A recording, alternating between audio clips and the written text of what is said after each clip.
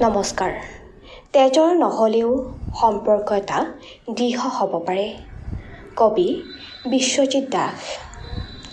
সকলো কোঙা খোৱা লাগিলেও আজিকালি সম্পৰ্ক গঢ় লৈ উঠাটো স্বাভাৱিক কথা হ'ল। কিন্তু সম্পৰ্কটো বেছি দিনলৈ বৰ্তি থাকিবনে নাই তাৰ কোনো নিশ্চয়তা নাথাকে। দেখিয়ে ভাল লগা মানুহৰ পক্ষত সকলো ঠিকেই বুলি ক'ব নোৱাৰি। কিন্তু যথাযথভাৱে ভাল লগাটো এটা মনৰ অনুভৱ মাথো। দূৰণিৰ হাবি কাটি দেখা দিয়া এখন বিশাল সাগৰৰ মাজতে তোমাৰ ছবিটো দেখা পাই লাহি লাহি মোহনাত গৰকিবলৈ আৰম্ভ কৰিছিলোঁ। কিন্তু মই নিজকে কিঞ্চিত হ'লেও ভাহি যাব দিয়া নাছিলোঁ। কাৰণ সাগৰৰ গভীৰতাৰ উমান দেখিলেই কিঞ্চিত হ'লেও বুজিব পৰা যায়।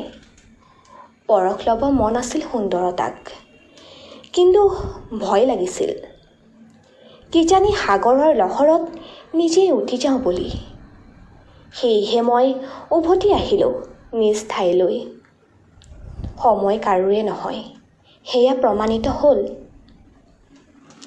দিন ৰাতি পাৰ হ'ল, লাহে লাহে বছৰ বাগৰিল, কিন্তু মোৰ ঠিকনাৰ স্থল সলনি নহ'ল। এটা কথা বিশ্বাস কৰিব পাৰিলোঁ যে আধুনিক জগতখনৰ সকলো সম্ভৱ।